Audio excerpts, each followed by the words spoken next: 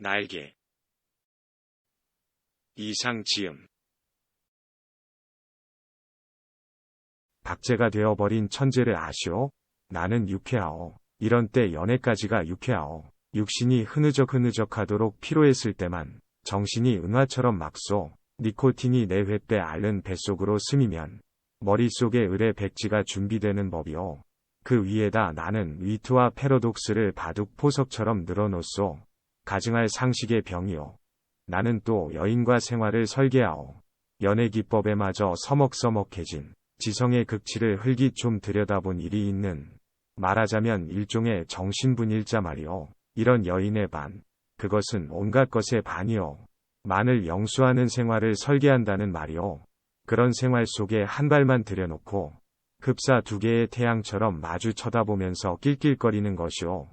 나는 아마 어지간히 인생의 재행이 싱거워서 견딜 수가 없게끔 되고 그만둔 모양이오. 굿바이, 굿바이. 그대는 이따금 그대가 제일 싫어하는 음식을 탐식하는 아이러니를 실천해보는 것도 좋을 것 같소. 위트와 패러독스와 그대 자신을 의존하는 것도 할 만한 일이오. 그대의 작품은 한 번도 본 일이 없는 기성품에 의하여 차라리 경편하고 고매하리다. 19세기는 될 수 있거든 봉쇄하여 버리오. 도스토옙스키 정신이란 자칫하면 낭비일 것 같소. 의고를 불란서의 빵 한 조각이라고는 누가 그랬는지 지연인들 싶소. 그러나 인생 혹은 그 모형에 있어서 디테일 때문에 속는다거나 해서야 되겠소? 화를 보지 마오. 부디 그대께 고하는 것이니 테이프가 끊어지면 피가 나오. 생채기도 머지않아 완치될 줄 믿소. 굿바이. 감정은 어떤 포즈, 그 포즈의 원소만을 지적하는 것이 아닌지 나도 모르겠소. 그 포우즈가 부동자세에까지 고도화할 때 감정은 딱 공급을 정지합니다. 나는 내 비범한 발육을 회고하여 세상을 보는 안목을 규정하였소. 여왕봉과 미망인, 세상에 하고 많은 여인이 본질적으로 이미 미망인이 아닌 이가 있으리까? 아니, 여인의 전부가 그 일상에 있어서 개개 미망인이라는 내 논리가 뜻밖에도 여성에 대한 모독이 되어 굿바이. 그 33번지라는 것이 구조가 흡사 육곽이라는 느낌이 없지 않다. 한 번지에 18가구가 쭉 어깨를 맞대고 늘어서서 창호가 똑같고 아궁이 모양이 똑같다. 게다가 각 가구에 사는 사람들이 송이송이 꽃과 같이 젊다. 해가 들지 않는다. 해가 드는 것을 그들이 모른 채 하는 까닭이다. 덕살 밑에다 철줄을 매고 얼룩진 이부자리를 널어 말린다는 핑계로 미닫이에 해가 드는 것을 막아버린다. 침침한 방 안에서 낮잠들을 잔다. 그들은 밤에는 잠을 자지 않나? 알 수 없다. 나는 밤이나 낮이나 잠만 자느라고 그런 것을 알 길이 없다. 33번지 18가구의 낮은 참 조용하다. 조용한 것은 나뿐이다. 어둑어둑하면 그들은 이부자리를 걷어들인다. 전등불이 켜진 뒤에 18가구는 낮보다 훨씬 화려하다. 저물도록 미닫이 여닫는 소리가 잦다. 바빠진다. 여러가지 냄새가 나기 시작한다. 비웃 굽는 내, 탕고도 오락내, 뜬물내 비눗내. 그러나 이런 것들보다도 그들의 문패가 제일로 고개를 끄덕이게 하는 것이다. 이 18가구를 대표하는 대문이라는 것이 일각이 져서 외따로 떨어지기는 했으나 이타. 그러나 그것은 한 번도 다친 일이 없는 한 길이나 마찬가지 대문인 것이다. 온갖 장사치들은 하루 가운데 어느 시간에라도 이 대문을 통하여 드나들 수 있는 것이다. 이네들은 문간에서 두부를 사는 것이 아니라 미닫이를 열고 방에서 두부를 사는 것이다. 이렇게 생긴 33번지 대문에 그들 18가구의 문패를 몰아다 붙이는 것은 의미가 없다. 그들은 어느 사이엔가 각 미닫이 위 백인당이니 길상당이니 써붙인 한곁에다 문패를 붙이는 풍속을 가져버렸다. 내 방 미닫이 위 한곁에 칼표 딱지를 내세다 낸 것만한 내 아내의 명함이 붙어있는 것도 이 풍속을 좇은 것이 아닐 수 없다. 나는 그러나 그들의 아무와도 놀지 않는다. 놀지 않을 뿐만 아니라 인사도 않는다. 나는 내 아내와 인사하는 외에 누구와도 인사하고 싶지 않았다. 내 아내 외의 다른 사람과 인사를 하거나 놀거나 하는 것은 내 아내 낯을 보아 좋지 않은 일인 것만 같이 생각이 되었기 때문이다. 나는 이만큼까지 내 아내를 소중히 생각한 것이다. 내가 이렇게까지 내 아내를 소중히 생각한 까닭은 233번지 18가구 속에서 내 아내가 내 아내의 명함처럼 제일 작고 제일 아름다운 것을 안 까닭이다. 18가구의 각기 빌어들은 송이송이 꽃들 가운데서도 내 아내가 특히 아름다운 한 떨기의 꽃으로 이 함석지붕 및 볕 안 드는 지역에서 어디까지든지 찬란하였다. 따라서 그런 한 떨기 꽃을 지키고, 아니, 그 꽃에 매어 달려 사는 나라는 존재가 도무지 형언할 수 없는 거북살스러운 존재가 아닐 수 없었던 것은 물론이다. 나는 어디까지든지 내 방이 집이 아니다. 집은 없다. 마음에 들었다. 방 안의 기온은 내 체온을 위하여 쾌적하였고, 방 안의 침침한 정도가 또한 내 알력을 위하여 쾌적하였다. 나는 내 방 이상의 서늘한 방도, 또 따뜻한 방도 희망하지 않았다. 이 이상으로 밝거나 이 이상으로 아늑한 방은 원하지 않았다. 내 방은 나 하나를 위하여 요만한 정도를 꾸준히 지키는 것 같아. 늘 내 방에 감사하였고, 나는 또 이런 방을 위하여 이 세상에 태어난 것만 같아서 즐거웠다. 그러나 이것은 행복이라든가 불행이라든가 하는 것을 계산하는 것은 아니었다. 말하자면 나는 내가 행복되다고도 생각할 필요가 없었고, 그렇다고 불행하다고도 생각할 필요가 없었다. 그냥 그날을 그저 까닭없이 펀둥펀둥 게으르고만 있으면 만사는 그만이었던 것이다. 내 몸과 마음에 옷처럼 잘 맞는 방 속에서 뒹굴면서 축 처져 있는 것은 행복이니 불행이니 하는 그런 세속적인 계산을 떠난 가장 편리하고 아니란 말하자면 절대적인 상태인 것이다. 나는 이런 상태가 좋았다. 이 절대적인 내 방은 대문간에서 세어서 똑 7째 칸이다. 럭키세븐의 뜻이 없지 않다. 나는 이 7이라는 숫자를 훈장처럼 사랑하였다. 이런 이 방이 가운데 장지로 말미암아 2칸으로 나뉘어 있었다는 그것이 내 운명의 상징이었던 것을 누가 알랴. 아랫방은 그래도 해가 든다. 아침결에 책보만한 해가 들었다가 오후에 손수건만 해지면서 나가버린다.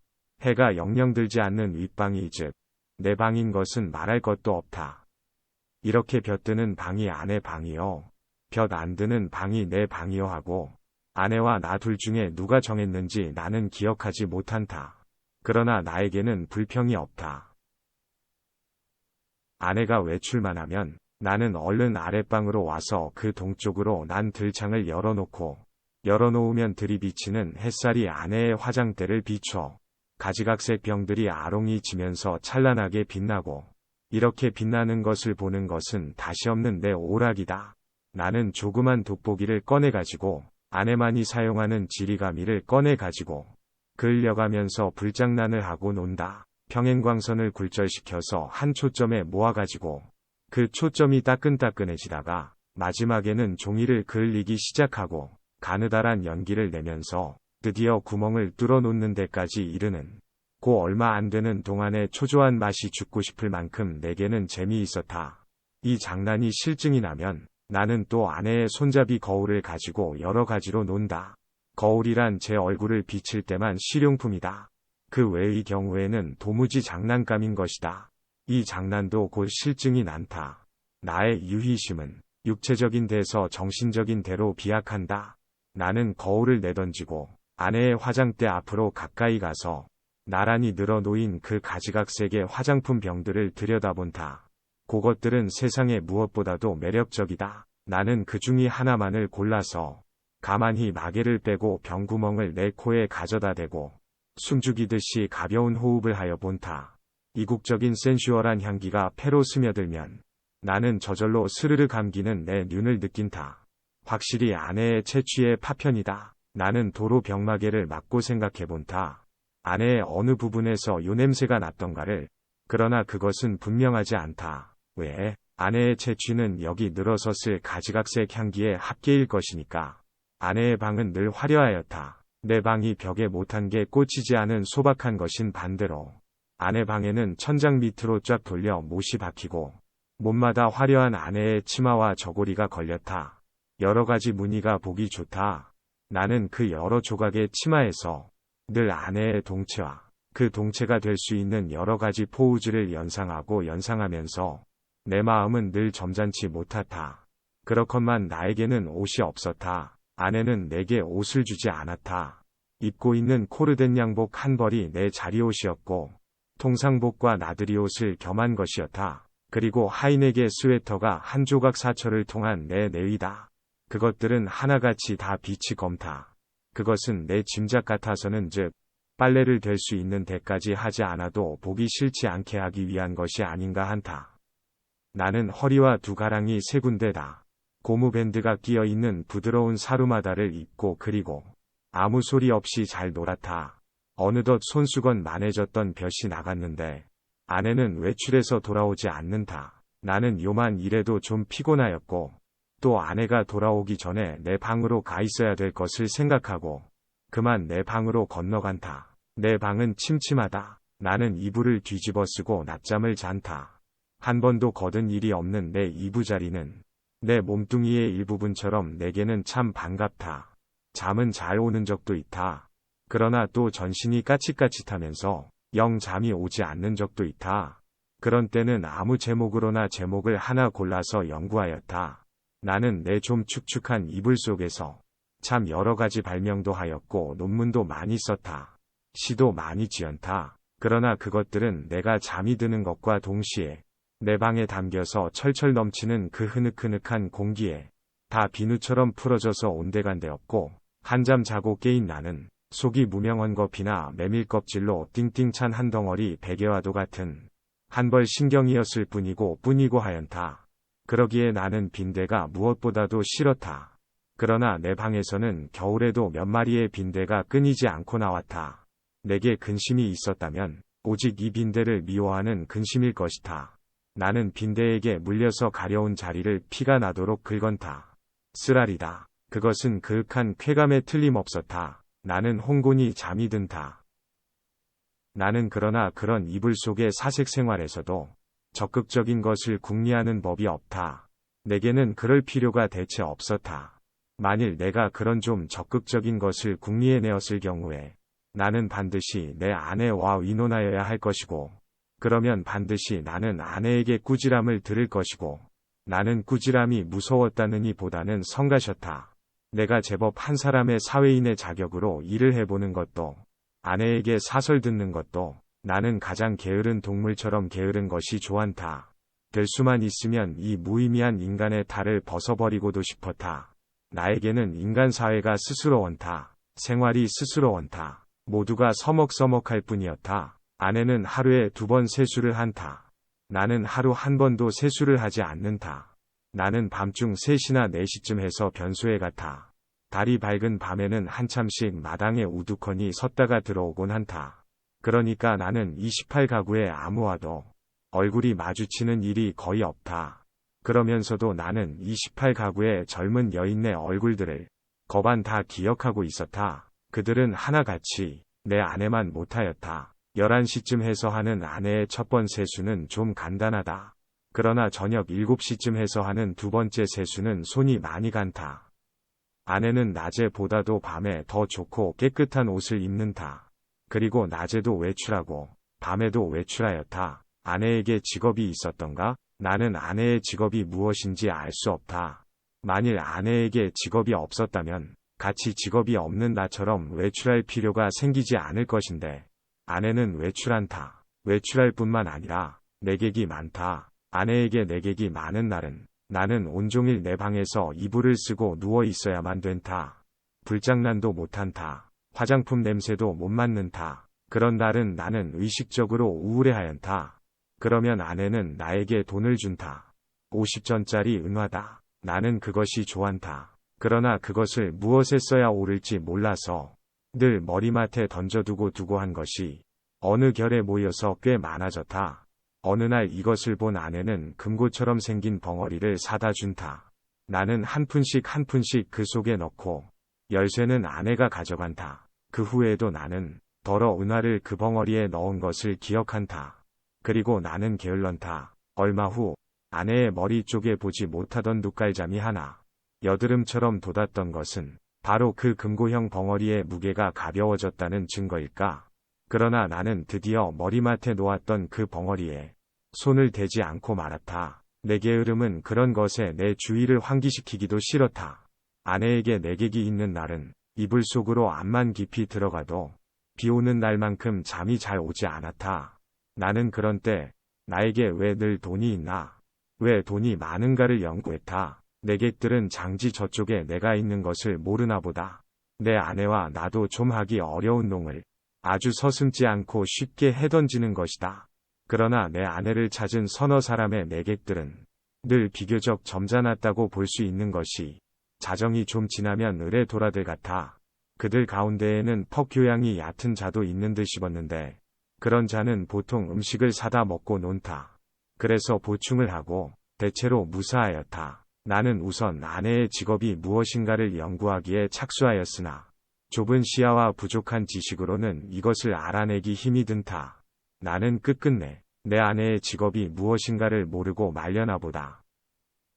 아내는 늘 진솔버섯만 신언다.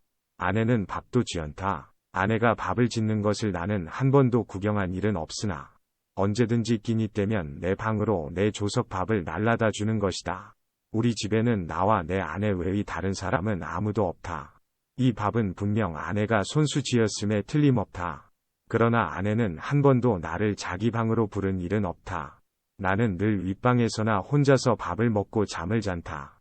밥은 너무 맛이 없었다. 반찬이 너무 엉성하였다. 나는 닭이나 강아지처럼 말없이 주는 모이를 넙적넙적 받아먹기는 했으나 내심 야속하게 생각한 적도 더러 없지 않다. 나는 안색이 여지없이 창백해가면서 말라 들어갔다. 나날이 눈에 보이듯이 기운이 줄어들었다. 영양 부족으로 하여 몸뚱이 곳곳에 뼈가 불쑥불쑥 내어 밀었다. 하룻밤 사이에도 수십 차를 돌쳐 눕지 않고는 여기저기가 배겨서 나는 배겨낼 수가 없었다. 그렇기 때문에 나는 내 이불 속에서 아내가 늘 흔히 쓸 수 있는 저 돈의 출처를 탐색해내는 일변장지 틈으로 새어나오는 아랫방의 음성은 무엇일까를 간단히 연구하였다. 나는 잠이 잘 안 왔다. 깨달았다. 아내가 쓰는 그 돈은 내게는 다만 실없는 사람들로밖에 보이지 않는 까닭 모를 내객들이 놓고 가는 것이 틀림없으리라는 것을 깨달았다. 그러나 왜 그들 내객은 돈을 놓고 가나? 왜 내 아내는 그 돈을 받아야 되나? 하는 예의관념이 내게는 도무지 알 수 없는 것이었다. 그것은 그저 예의에 지나지 않는 것일까? 그렇지 않으면 혹 무슨 대가일까? 보수일까? 내 아내가 그들의 눈에는 동정을 받아야만 할 한 가엾은 인물로 보였던가? 이런 것들을 생각하노라면 을의 내 머리는 그냥 혼란하여 버리고 하연다. 잠들기 전에 획득했다는 결론이 오직 불쾌하다는 것뿐이었으면서도 나는 그런 것을 아내에게 물어보거나 한 일이 참 한 번도 없다. 그것은 대체 귀찮기도 하려니와 한잠 자고 일어나는 나는 사뭇 딴 사람처럼 이것도 저것도 다 깨끗이 잊어버리고 그만두는 까닭이다. 내객들이 돌아가고 혹 외출해서 돌아오고 하면 아내는 간편한 것으로 옷을 바꾸어 입고 내 방으로 나를 찾아온다. 그리고 이불을 들치고 내 귀에는 영생동생동한 몇 마디 말로 나를 위로하려 든다. 나는 조소도 고소도 홍소도 아닌 웃음을 얼굴에 띠고 아내의 아름다운 얼굴을 쳐다본다. 아내는 방글에 웃는다. 그러나 그 얼굴에 떠도는 일말의 애수를 나는 놓치지 않는다. 아내는 능히 내가 배고파하는 것을 눈치챌 것이다. 그러나 아랫방에서 먹고 남은 음식을 나에게 주려 들지는 않는다. 그것은 어디까지든지 나를 존경하는 마음일 것임에 틀림없다.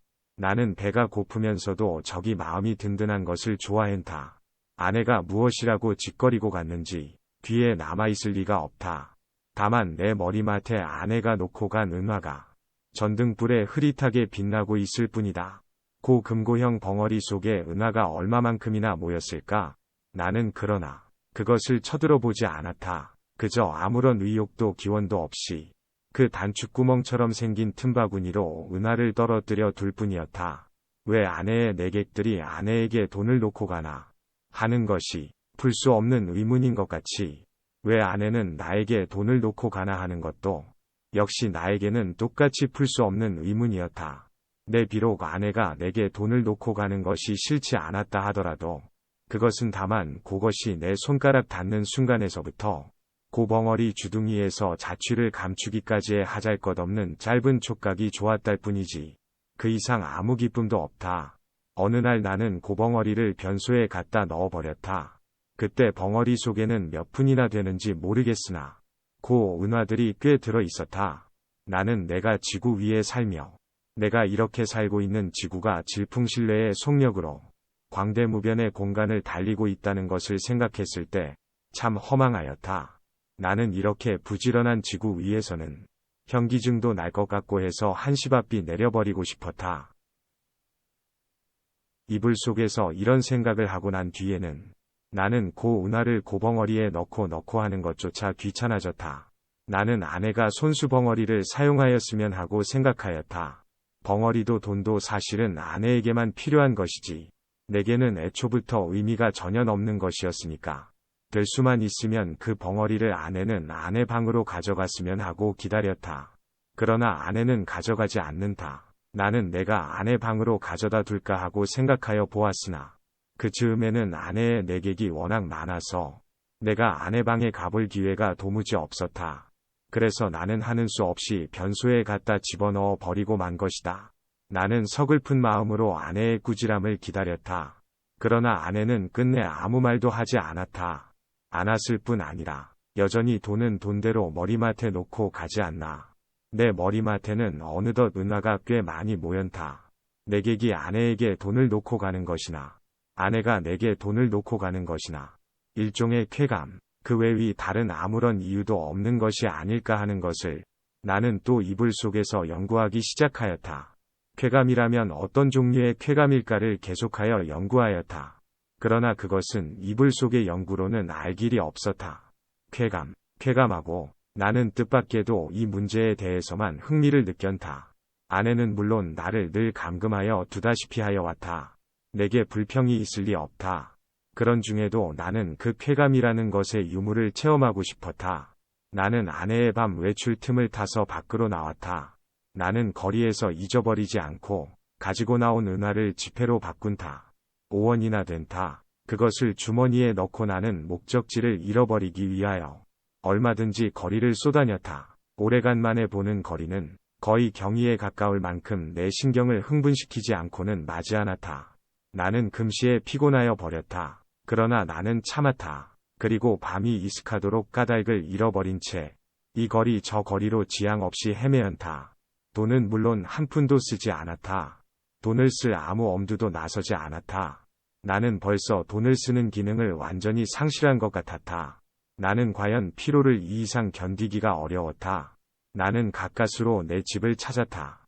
나는 내 방을 가려면 아내 방을 통과하지 않으면 안 될 것을 알고 아내에게 내객이 있나 없나를 걱정하면서 미닫이 앞에서 좀 거북살스럽게 기침을 한번 했더니 이것은 참 또 너무도 암상스럽게 미닫이가 열리면서 아내의 얼굴과 그 등 뒤에 낯선 남자의 얼굴이 이쪽을 내다보는 것이다. 나는 별안간되어 쏟아지는 불빛에 눈이 부셔서 좀 머뭇머뭇했다. 나는 아내의 눈초리를 못 본 것은 아니다.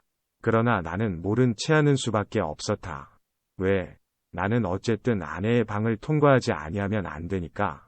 나는 이불을 뒤집어 썼다. 무엇보다도 다리가 아파서 견딜 수가 없었다. 이불 속에서는 가슴이 울렁거리면서 암만 해도 까무러칠 것만 같았다. 걸을 때는 몰랐더니 숨이 차다. 등에 식은 땀이 쭉 내배인다. 나는 외출한 것을 후회하였다. 이런 피로를 잊고 어서 잠이 들었으면 좋았다. 한잠 잘 자고 싶었다. 얼마 동안이나 비스듬히 엎드려 있었더니 차츰차츰 뚝딱 거리는 가슴 동계가 가라앉는다. 그만해도 우선 살 것 같았다. 나는 몸을 들쳐 반듯이 천장을 향하여 눕고 쭉 다리를 뻗었다. 그러나 나는 또 다시 가슴의 동계를 피할 수 없게 되었다. 아랫방에서 아내와 그 남자의 내 귀에도 들리지 않을 만큼 낮은 목소리로 소곤거리는 기척이 장지 틈으로 전하여 왔던 것이다. 청각을 더 예민하게 하기 위하여 나는 눈을 떴다. 그리고 숨을 죽였다. 그러나 그때는 벌써 아내와 남자는 앉았던 자리를 툭툭 털고 일어섰고 일어서면서 옷과 모자 쓰는 기척이 나는 듯하더니 이어 미닫이가 열리고 구두 뒤축 소리가 나고 그리고 뜰에 내려서는 소리가 쿵 하고 나면서 뒤를 따르는 아내의 고무신 소리가 두어 발작 찍찍 나고 사뿐사뿐 나나 하는 사이에 두 사람의 발소리가 대문 쪽으로 사라졌다. 나는 아내의 이런 태도를 본 일이 없다. 아내는 어떤 사람과도 결코 소곤거리는 법이 없다. 나는 윗방에서 이불을 쓰고 누운 동안에도 혹 술이 취해서 혀가 잘 돌아가지 않는 내객들의 담화는 덜어놓치는 수가 있어도 아내의 높지도 낮지도 않은 말소리는 일찍이 한마디도 놓쳐본 일이 없다. 덜어 내 귀에 거슬리는 소리가 있어도 나는 그것이 태연한 목소리로 내 귀에 들렸다는 이유로 충분히 안심이 되었다. 그렇던 아내의 이런 태도는 필시 그 속에 여간하지 않은 사정이 있는 듯이 생각이 되고 내 마음은 좀 서운했으나 그보다도 나는 좀 너무 피로해서 오늘만은 이불 속에서 아무것도 연구하지 않기로 굳게 결심하고 잠을 기다렸다. 낮잠은 좀처럼 오지 않았다. 대문간에 나간 아내도 좀처럼 들어오지 않았다. 그러는 동안에 흐지부지 나는 잠이 들어버렸다.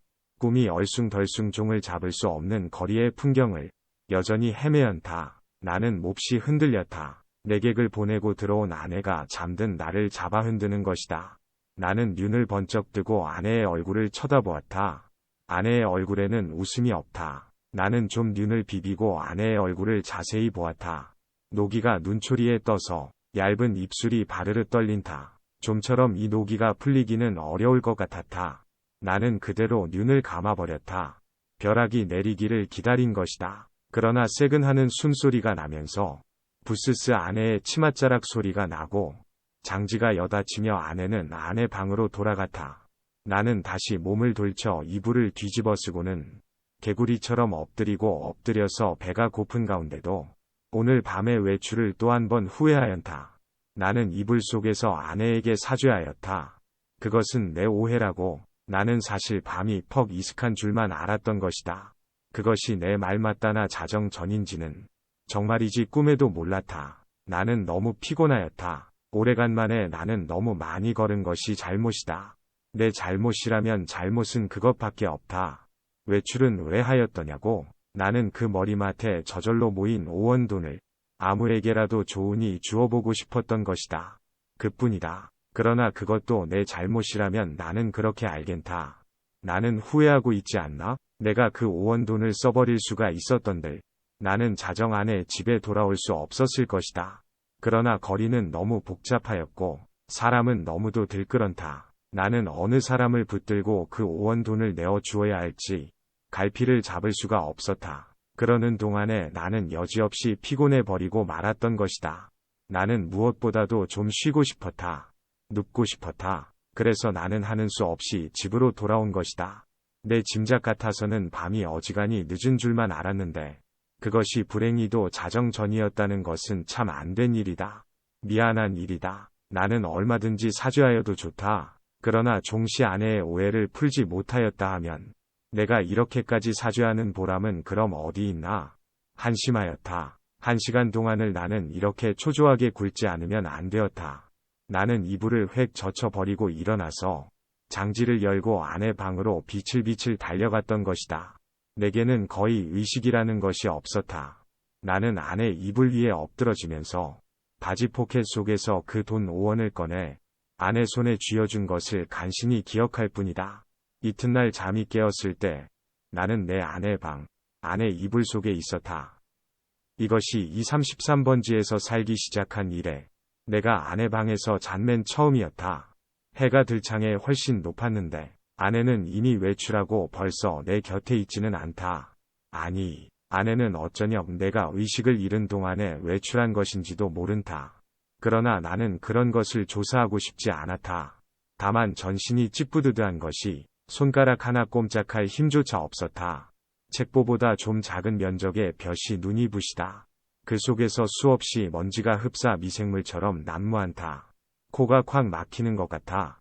나는 다시 눈을 감고 이불을 푹 뒤집어 쓰고 낮잠을 자기에 착수하였다. 그러나 코를 스치는 아내의 재취는 꽤 도발적이었다.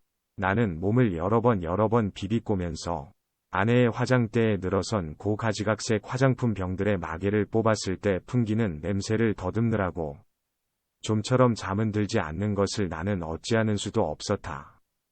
견디다 못하여 나는 그만 이불을 걷어차고 벌떡 일어나서 내 방으로 갔다. 내 방에는 다 식어 빠진 내 끼니가 가지런히 놓여 있는 것이다. 아내는 내 모이를 여기다 두고 나간 것이다. 나는 우선 배가 고판다. 한 숟갈을 입에 떠넣었을 때 그 촉감은 참 너무도 냉해와 같이 서늘하였다. 나는 숟갈을 놓고 내 이불 속으로 들어갔다. 하룻밤을 비었던 내 이부자리는 여전히 반갑게 나를 맞아준다. 나는 내 이불을 뒤집어 쓰고 이번에는 참 늘어지게 한잠 잔다.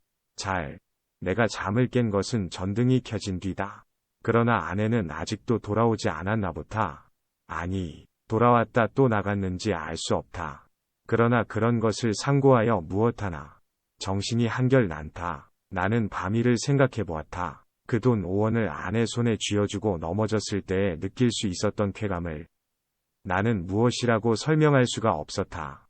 그러나 내객들이 내 아내에게 돈 놓고 가는 심리며 내 아내가 내게 돈 놓고 가는 심리의 비밀을 나는 알아낸 것 같아서 여간 즐거운 것이 아니다.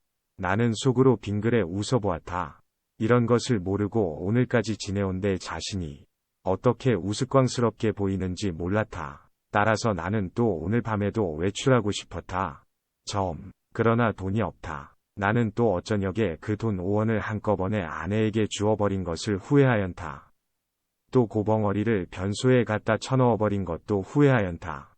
나는 실없이 실망하면서 습관처럼 그 돈 5원이 들어있던 내 바지 포켓에 손을 넣어 한번 휘둘러 보았다. 뜻밖에도 내 손에 쥐어지는 것이 있었다.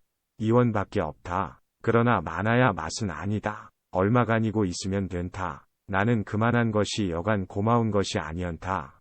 나는 기운을 얻언다. 나는 그 단벌 다 떨어진 코르된 양복을 걸치고 배고픈 것도 주제 사나운 것도 다 잊어버리고 활갯짓을 하면서 또 거리로 나선다.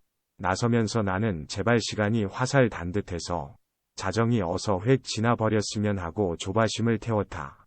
아내에게 돈을 주고 아내 방에서 자보는 것은 어디까지든지 좋았지만 만일 잘못해서 자정 전에 집에 들어갔다가 아내의 눈총을 맞는 것은 그것은 여간 무서운 일이 아니언다. 나는 저물도록 길가 시계를 들여다보고 하면서 또 지양 없이 거리를 방황하였다. 그러나 이날은 좀처럼 피곤하지는 않았다. 다만 시간이 좀 너무 더디게 가는 것만 같아서 안타까웠다. 경성역 시계가 확실히 자정을 지난 것을 본 뒤에 나는 집을 향하였다. 그날은 그 일각대문에서 아내와 아내의 남자가 이야기하고 서 있는 것을 만난다. 나는 모른 체하고 두 사람 곁을 지나서 내 방으로 들어갔다. 뒤이어 아내도 들어왔다. 와서는 이 밤중에 평생 안 하던 쓰레질을 하는 것이었다. 조금 있다가 아내가 눕는 기척을 엿보자마자 나는 또 장지를 열고 아내 방으로 가서 그 돈 2원을 아내 손에 덥석 쥐어주고 그리고 하여간 그 2원을 오늘 밤에도 쓰지 않고 도로 가져온 것이 참 이상하다는 듯이 아내는 내 얼굴을 몇 번이고 엿보고 아내는 드디어 아무 말도 없이 나를 자기 방에 재워주었다. 나는 이 기쁨을 세상의 무엇과도 바꾸고 싶지는 않았다. 나는 편히 잘 잔다. 이튿날도 내가 잠이 깨었을 때는 아내는 보이지 않았다. 나는 또 내 방으로 가서 피곤한 몸이 낮잠을 잔다. 내가 아내에게 흔들려 깨었을 때는 역시 불이 들어온 뒤연다. 아내는 자기 방으로 나를 오라는 것이다. 이런 일은 또 처음이다. 아내는 끊임없이 얼굴에 미소를 띠고 내 팔을 이끄는 것이다. 나는 이런 아내의 태도 이면에 앵간치 않은 음모가 숨어 있지나 않은가 하고 저기 불안을 느끼지 않을 수 없었다. 나는 아내의 하자는 대로 아내의 방으로 끌려간다. 아내 방에는 저녁 밥상이 조촐하게 차려져 있는 것이다. 생각하여 보면 나는 이틀을 굶었사. 나는 지금 배고픈 것까지도 긴가민가 잊어버리고 얼음얼음하던 차다. 나는 생각하였다. 이 최후의 만찬을 먹고 나자마자 벼락이 내려도 나는 차라리 후회하지 않을 것을. 사실 나는 인간 세상이 너무나 심심해서 못 견디겠던 차다. 모든 것이 성가시고 귀찮았으나 그러나 불의의 재난이라는 것은 즐겁다. 나는 마음을 턱 놓고 조용히 아내와 마주 이 해괴한 저녁밥을 먹었다.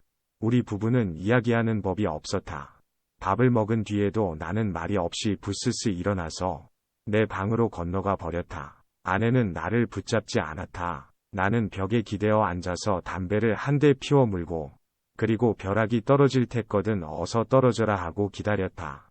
5분, 10분, 그러나 벼락은 내리지 않았다. 긴장이 차츰 풀어지기 시작한다. 나는 어느덧 오늘 밤에도 외출할 것을 생각하고 있었다. 돈이 있었으면 하고 생각하고 있었다. 그러나 돈은 확실히 없다. 오늘은 외출하여도 나중에 올 무슨 기쁨이 있나? 내 앞이 그저 아득하였다. 나는 화가 나서 이불을 뒤집어 쓰고 이리 뒹굴 저리 뒹굴 굴렀다. 금시 먹은 밥이 목으로 자꾸 치밀어 올라온다. 메스꺼웠다.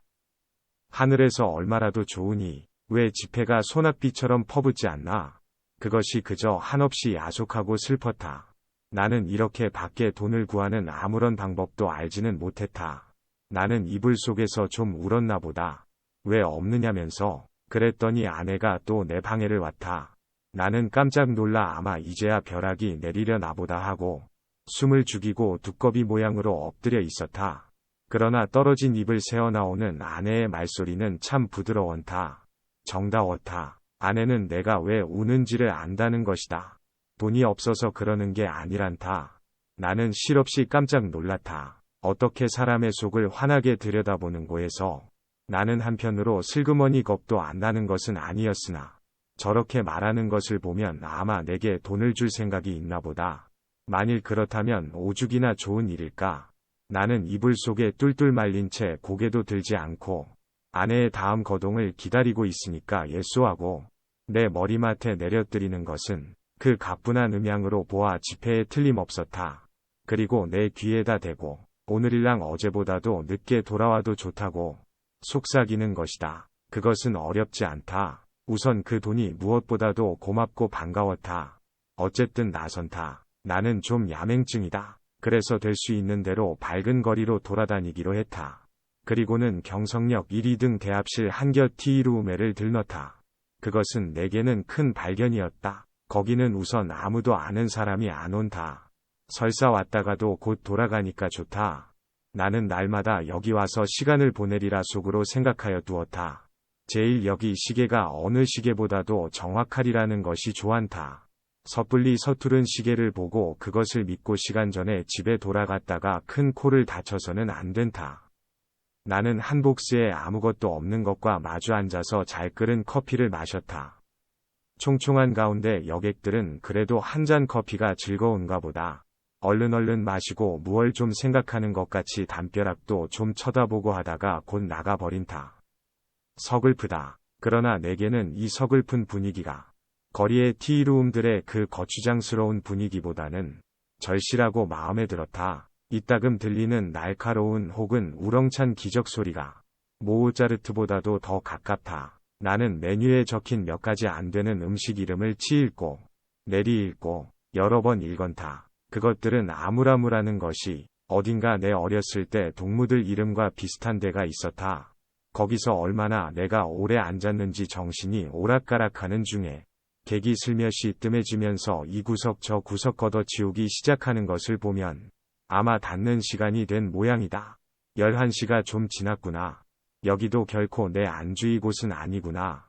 어디 가서 자정을 넘길까? 두루 걱정을 하면서 나는 밖으로 나선다. 비가 온다. 빗발이 제법 굵은 것이 우비도 우산도 없는 나를 고생을 시킬 작정이다. 그렇다고 이런 괴이한 풍모를 차리고 이 홀에서 어물어물하는 수도 없고 에이 비를 맞으면 맞았지 하고 그냥 나서버렸다. 대단히 선선해서 견딜 수가 없다. 코르된 옷이 젖기 시작하더니 나중에는 속속들이 스며들면서 치근거린다. 비를 맞아가면서라도 견딜 수 있는 데까지 거리를 돌아다녀서 시간을 보내려 하였으나 인제는 선선해서 이 이상은 더 견딜 수가 없다. 오한이 자꾸 일어나면서 이가 딱딱 맞부딪는다. 나는 걸음을 늦추면서 생각하였다. 오늘 같은 굳은 날도 아내에게 내객이 있으려고 없겠지 하는 생각이 드는 것이다. 집으로 가야겠다. 아내에게 불행히 내객이 있거든 내 사정을 하리라. 사정을 하면 이렇게 비가 오는 것을 눈으로 보고 알아주겠지. 불이 나게 와보니까. 그러나 아내에게는 내객이 있었다. 나는 너무 춥고 척척해서 얼떨결에 노크하는 것을 잊었다. 그래서 나는 보면 아내가 덜 좋아할 것을 그만 보았다. 나는 간발자국 같은 발자국을 내면서 덤벙덤벙 아내 방을 디디고 내 방으로 가서 쭉 빠진 옷을 활활 벗어버리고 이불을 뒤썬다. 덜덜덜덜 떨린다. 오한이 점점 더 심해 들어온다. 여전 땅이 꺼져 들어가는 것만 같았다. 나는 그만 의식을 잃어버리고 말았다. 이튿날 내가 눈을 떴을 때 아내는 내 머리맡에 앉아서 제법 근심스러운 얼굴이다. 나는 감기가 들었다. 여전히 으스스 춥고 또 골치가 아프고 입에 군침이 도는 것이 씁쓸하면서 다리팔이 청 늘어져서 노곤하다. 아내는 내 머리를 쓱 짚어보더니 약을 먹어야지 한다. 아내 손이 이마에 선뜻한 것을 보면 신혈이 어지간한 모양인데 약을 먹는다면 해열제를 먹어야지 하고 속생각을 하자니까. 아내는 따뜻한 물에 하얀 정제약 4개를 준다. 이것을 먹고 한 잠 푹 자고 나면 괜찮다는 것이다. 나는 널름 받아 먹었다. 쌉싸래한 것이 짐작 같아서는 아마 아스피린인가 싶다. 나는 다시 이불을 쓰고 단번에 그냥 죽은 것처럼 잠이 들어버렸다. 나는 콧물을 훌쩍훌쩍 하면서 여러 날을 앓았다. 앓는 동안에 끊이지 않고 그 정제약을 먹었다. 그러는 동안에 감기도 났다. 그러나 입맛은 여전히 소태처럼 썼다. 나는 차츰 또 외출하고 싶은 생각이 났다. 그러나 아내는 나더러 외출하지 말라고 이르는 것이다. 이 약을 날마다 먹고 그리고 가만히 누워 있으라는 것이다. 공연히 외출을 하다가 이렇게 감기가 들어서 저를 고생시키는 게 아니란다. 그도 그렇다. 그럼 외출을 하지 않겠다고 맹세하고 그 약을 연복하여 몸을 좀 보해 보리라고 나는 생각하였다. 나는 날마다 이불을 뒤집어 쓰고 밤이나 낮이나 잔다. 유난스럽게 밤이나 낮이나 졸려서 견딜 수가 없는 것이다. 나는 이렇게 잠이 자꾸만 오는 것은 내가 몸이 훨씬 튼튼해진 증거라고 굳게 믿었다. 나는 아마 한 달이나 이렇게 지냈나 보다.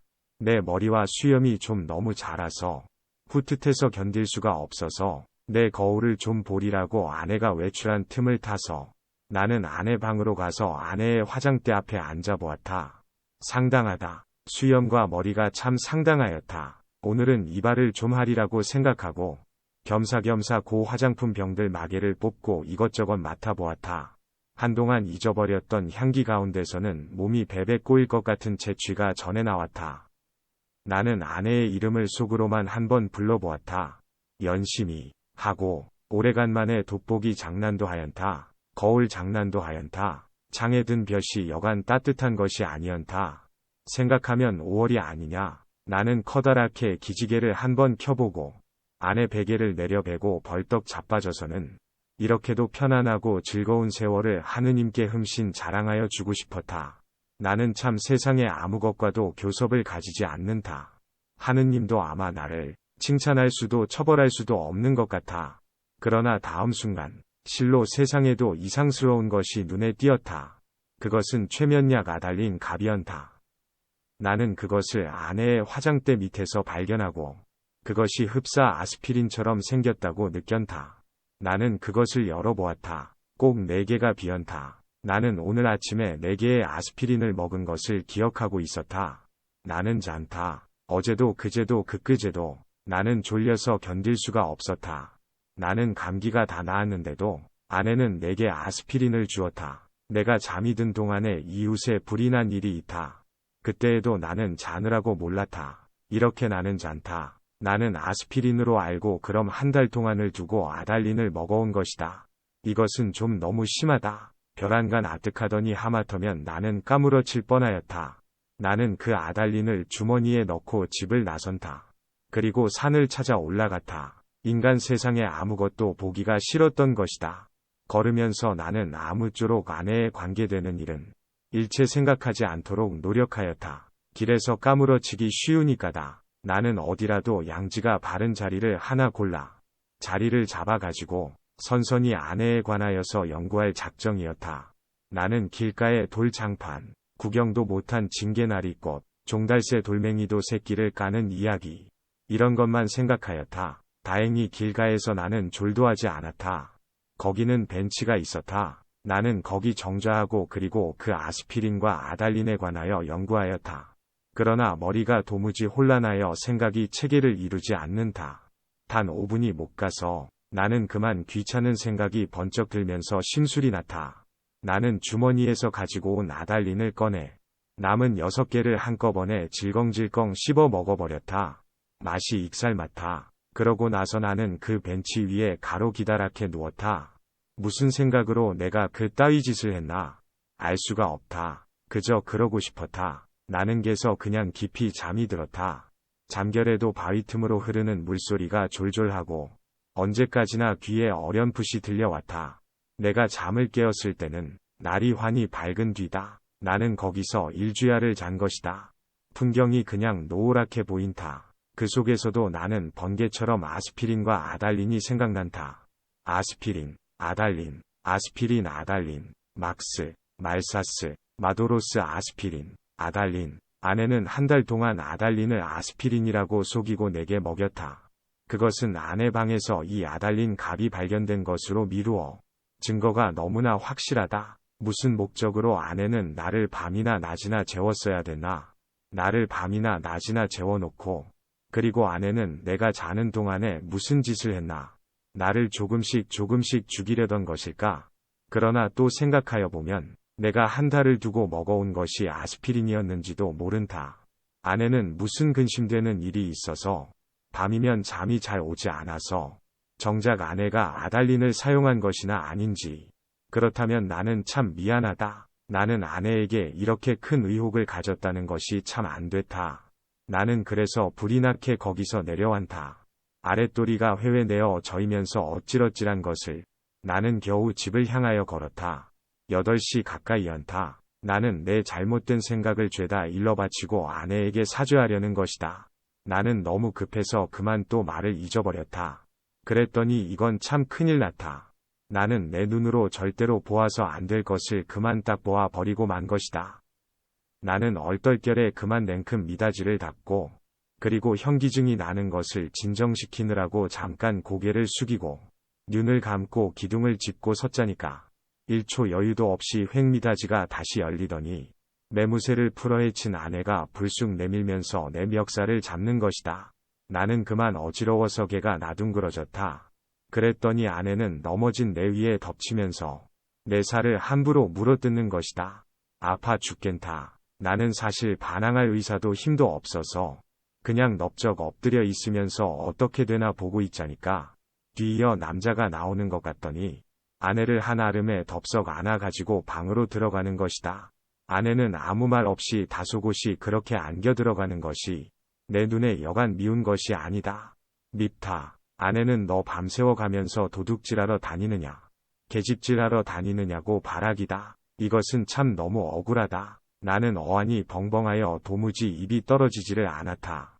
너는 그야말로 나를 살해하려던 것이 아니냐고 소리를 한번 꽥질러 보고도 싶었으나 그런 긴가민가한 소리를 섣불리 입 밖에 내었다가는 무슨 화를 볼는지 알 수 없다. 차라리 억울하지만 잠자코 있는 것이 우선 상책인 듯이 생각이 들길래 나는 이것은 또 무슨 생각으로 그랬는지 모르지만 툭툭 떨고 일어나서 내 바지 포켓 속에 남은 돈 몇 원 몇십 전을 가만히 꺼내서는 몰래 미닫이를 열고 살며시 문지방 밑에다 놓고 나서는 나는 그냥 줄다른 박질을 쳐서 나와버렸다. 여러 번 자동차에 치일 뻔하면서 나는 그래도 경성역으로 찾아갔다. 빈자리와 마주 앉아서 이 쓰디쓴 입맛을 거두기 위하여 무엇으로나 입가심을 하고 싶었다. 커피, 좋다. 그러나 경성역 홀에 한 걸음 들여놓았을 때 나는 내 주머니에는 돈이 한 푼도 없는 것을 그것을 깜빡 잊었던 것을 깨달았다.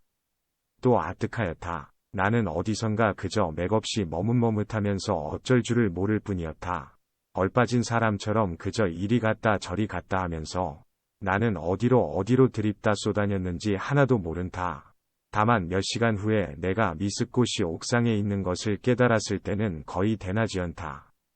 나는 거기 아무데나 주저앉아서 내 자라온 26해를 회고하여 보았다.